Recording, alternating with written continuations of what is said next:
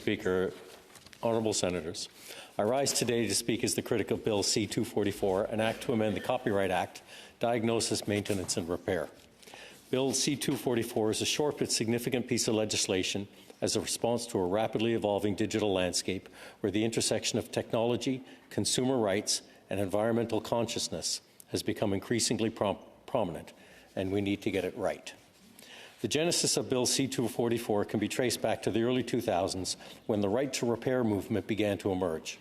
In 2009, MP Brian Mass proposed right to repair legislation, but the legislation did not proceed after automakers agreed to give independent garages access to key software and training needed to repair newer model cars. In 2019, Ontario MPP Michael Coteau introduced Bill 72, which would have provided the right to repair electronic products, but the bill was defeated at second reading. In 2021, MP Brian May introduced Bill C-272, an act to amend the Copyright Act for diagnosis, maintenance or repair. It passed second reading, but then died when the 2021 federal election was called that year. The bill before us today is not an isolated legislative effort here in Canada, but is reflective of a growing global conversation on the right to repair that seeks to recalibrate the balance between consumers and manufacturers in the digital age. It reflects similar initiatives that have been gaining momentum worldwide, responding to a growing awareness of the need for both greater consumer empowerment and environmental responsibility. In the United States, several states have enacted right to repair laws, particularly in the automotive sector. This has not only empowered consumers, but has also nurtured a thriving, independent repair industry, something that the bill's Senate sponsor, our colleague, Senator Deakin, referenced in his second reading speech. In the European Union, similar legislation has led to a noticeable increase in the longevity of electronic products. Manufacturers are now required to make spare parts available, facilitating repairs and reducing waste. This may also lead to a growing business opportunity for remote diagnostics, which would reduce travel time for technicians in rural areas and allow the correct parts and repair instructions to be used by authorized third-party repair technicians. Australia has been making progress towards implementing right to repair policies as well, particularly focusing on the automotive and agricultural sectors. The Australian government has recognized the need for consumers and independent repairers to have fair access to the information, tools, and parts necessary to repair and maintain vehicles and equipment. Competition is a good thing for the consumer and for the free market system. Here at home, Quebec passed Bill 29 last October, a bill designed to protect consumers from planned obsolescence and to promote the durability, repairability, and maintenance of goods. Bill C-244 proposes to amend the Copyright Act by updating the definition of technological protection measure, known as TPM, and applying it to the software and computer programs embedded within a product.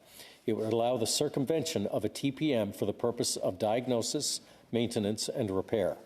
As written, the Copyright Act prevents the circumvention of digital TPMs, or digital keys, to repair electronic goods. This change aims to foster what we might call a more equitable and sustainable digital ecosystem. Our current reality often leaves consumers at a disadvantage, bound by restrictive policies that limit their ability to repair, diagnose, or maintain their electronic device. This not only curtails consumer freedom, but also contributes to a culture of disposability, exacerbating the environmental impact of electronic waste. If you cannot repair it, the consumer is left with no option but to dispose of the device and purchase a new one. The significance of this bill is underscored by precedents such as the notable Nintendo case, which brought to light the restrictive nature of anti-circumvention provisions in our current copyright laws. The Nintendo case in Canada, formerly known as Nintendo of America, Inc. versus King, was a pivotal federal court decision that significantly influenced Canadian public policy regarding technological protection measures. The case resulted in Nintendo being awarded damages of over $12 million. This substantial award was based on the application of anti-circumvention provisions within the existing copyright framework. The impact of this decision was far-reaching in terms of how TPMs were viewed and handled in Canadian law. In June 2019, in the other place, during the Standing Committee on Industry, Science and Technology statutory review of the Copyright Act, the Nintendo decision was specifically mentioned. The committee noted the following. The federal court ultimately provided a large and liberal interpretation of the, quote, digital lock provisions. So long as a component is effective in controlling access to or controlling use of the work, it is a TPM under the Act. Moreover, the court determined that even the physical configuration of the work could be a TPM, in this case, the shape of a Nintendo game cartridge, which, corresponding to the shape of a slot in a Nintendo game console, operates much like a lock and key. The case served as a critical example and was cited as a basis for recommending that the Government of Canada should re-examine its copyright policies. The committee's report said the following, quote, the committee recognizes that the effective use of TPMs remains important in at least some creative industries and that Canada has international obligations in the matter. However, it agrees that the circumvention of TPMs should be allowed for non-infringing purposes, specifically given that the fact that the Nintendo case provided such a broad interpretation of TPMs. In other words, while anti-circumvention rules should support the use of TPMs to enable the remuneration of rights holders and prevent copyright infringement, they should generally not prevent someone from committing an act otherwise authorized under the Act. The committee therefore recommends, this is still a quote, colleagues, from the committee report, the committee therefore recommends that the Government of Canada examine measures to modernize copyright policy with digital technologies affecting Canadians and Canadian institutions, including the relevance of technological protection measures within copyright law, notably to facilitate maintenance, repair, or adaptation of a lawfully acquired device for non-infringing purposes, closed quote. This recommendation reflected a growing recognition of the need to balance copyright protection with consumer rights and the practical realities of technology use in everyday life. Similarly, the challenges faced by our agricultural sector, where farmers find themselves unable to repair their own equipment, illustrate the need for reform. Farmers typically rely on original equipment manufacturer, which is known as OEM, dealers to unlock equipment, provide parts, and diagnose and repair issues. This dependence can lead to delays and additional costs, as there are often few centralized dealers servicing a large area. The need to wait for OEM services can be critical, especially considering the time-sensitive nature of agricultural work. This limitation has been a significant issue, prompting the need for specific exceptions to circumvent digital locks to allow the repair of software-enabled devices. The amendments to the Copyright Act contained in Bill C-244 would mean circumventing TPMs would no longer be an infringement when the sole purpose is diagnosis, maintenance, or repair of a product. This means that consumers and independent repair shops could legally repair a product without facing legal repercussions from copyright holders.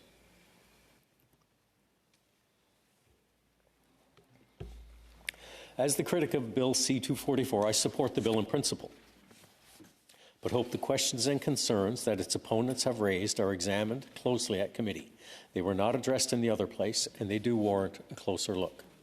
Allow me to list a number of these questions and concerns for your consideration. First of all, intellectual property. While manufacturers often argue that right to repair laws could compromise their intellectual property, they are concerned about sensitive information like proprietary design and manufacturing details becoming accessible, potentially leading to counterfeiting or intellectual property theft. Secondly, safety and liability. There's a concern that allowing consumers or unauthorized repair shops to fix devices could lead to safety issues. Improper repairs might result in devices that are unsafe or fail to meet regulatory standards, and manufacturers worry about being held liable for any accidents or issues arising from such repairs. Thirdly, quality and performance standards.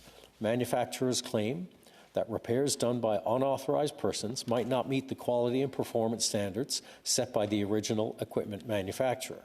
This could lead to devices that don't function as intended, have reduced lifespans, or no longer meet emissions requirements. Fourth, security concerns. For devices that store or transmit sensitive data, such as smartphones and computers, there's a concern that third-party repairs could introduce security vulnerabilities, potentially leading to data breaches or other security incidents. This is particularly pronounced in the automotive sector. What would happen if TPM of a key operational function were erroneously circumvented on a self-driving car, resulting in a data breach, critical malfunction, or physical harm? What protections are in place for both the consumer and the manufacturer? Fifth, economic impact on manufacturers. Some manufacturers argue that the right to repair could negatively impact their business models, which could include revenue from after-sales service and repairs. There's also a concern about the potential impact on innovation and investment in new products. Sixth, the complexity of modern technology. Opponents argue that modern electronic devices are often highly complex and require specialized knowledge and tools for repair. They suggest that without proper training and equipment, repairs might be ineffective or further damage the device. Number 7, warranty and brand reputation. There's a worry that repairs done outside the manufacturer's network could void warranties or lead to a decrease in brand reputation if consumers associate poor repair quality with the original product. How far can permission to repair or the right to repair go when you don't own the equipment? I own a fridge and I own a 16-year-old truck, but if I was a farmer, I would not own my combine baler, I'd be leasing that. What protections are in place to get my specialized equipment repaired at a low cost with a local technician as soon as possible, rather than waiting several weeks for an OEM repair technician to arrive at my rural farm located hours or days away? And colleagues, timing of harvest is a delicate dance, juggling weather forecast, labor, available storage, readiness of the product, and equipment. Next, regulatory challenge and legal challenges. Implementing right to repair legislation is seen as a regulatory challenge, with manufacturers concerned about the potential for a patchwork of laws that vary by region, complicating compliance. Resource and compliance costs. The requirement to provide repair repair manuals, parts, and tools to the public or third-party repairers can be seen as a significant resource burden, especially for smaller manufacturers. Complying with these regulations could increase costs, potentially impacting product prices and the thin margins. And finally, trade secrets and competitive edge. There's a concern that making repair information publicly available could inadvertently reveal trade secrets or give competitors insights into proprietary technology and processes. Colleagues, concerns regarding right to repair legislation center on the potential negative impacts to safety, security, intellectual property, economic viability, and the overall integrity of products and services. They underscore the need for a balanced approach that protects consumers while also safeguarding the interests and responsibilities of manufacturers. Colleagues, let me be clear. In principle, I support the spirit and intent of Bill C-244. This bill seeks to strengthen consumer rights, foster environmental responsibility, competition, and nurture economic growth. It represents a shift towards a more sustainable and equitable future where technology serves the needs of the people, not the other way around.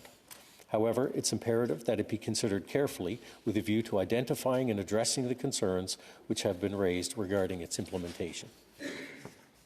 In principle, there are numerous benefits to Bill C-244, including providing autonomy and a legal right to consumers to repair their own products, correcting a power imbalance between the consumer and the manufacturer, discouraging a consumerist throwaway culture in an era of escalating environmental concerns, and it promotes competitiveness and innovation.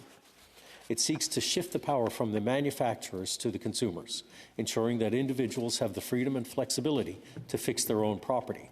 This empowerment could lead to significant cost savings for consumers who will no longer be compelled to replace or pay for costly or inaccessible repairs for the products they own. By promoting the repair and reuse of products, we significantly reduce electronic waste, one of the planet's fastest growing waste streams. The bill aligns with our national environmental goals, fostering a circular economy that values responsible resource utilization and environmental stewardship. Colleagues, I encourage you to support this bill at second reading so it can be thoughtfully and carefully studied at committee. Colleagues, we need to get this right. Thank you.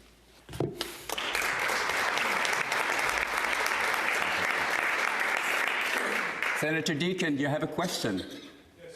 Senator Wells, take a question. Thank you, Speaker. Senator Wells, I have to say you did a far better job than I in concisely expressing the intention of this bill, and I commend you for that. I went on a little longer and told a few more anecdotes, and I'm really grateful for the time you took to boil it down. Just in your discussions with those that have come to see you about the bill with concerns, have you explored how those concerns can be addressed through other means other than amending the bill? And that was with the big, most came with an amendment to protect and carve out something around their sector. And when I pushed back, it seemed that the issue was that other regulations, other areas of responsibility, like health and safety controls, transportation regulations, and other areas, were not keeping up with the concerns that they were raising, and they were really relying on TPMs to do the protection for them, and not as optimally as if the regulations were keeping up. So just wanted to know if you'd had discussions along those lines, because I found that to be a common theme in each area where somebody was looking for a carve-out. So thanks for your question, Senator Deakin. And in my presentation, while I'm supportive, as I said, in principle of the bill, there are some sharp edges that we really do have to look at. I haven't had many come to me to say, I'm not supportive of this bill. I think this is where it's going. This is where Europe is going. This is where many states in our southern neighbours are going. So I think it's inevitable. What it looks like is not yet inevitable. I've had a lot of organizations, mostly industry associations, come to me and say, look, we're supportive of this. And I ask these questions, and there are some answers, but I don't know how applicable they are on the broadest spectrum. So, I mean, it's a good question. I don't know. I hope to have them at committee where we can all pose the questions on what's wrong with this bill. And you'll recall in your second reading speech just a short while ago, I said, well, who would dare? This is so good. Who would dare put their head up and say, hang on a second? And so they haven't put their hand up yet in my office, but I'm sure we'll see them at committee.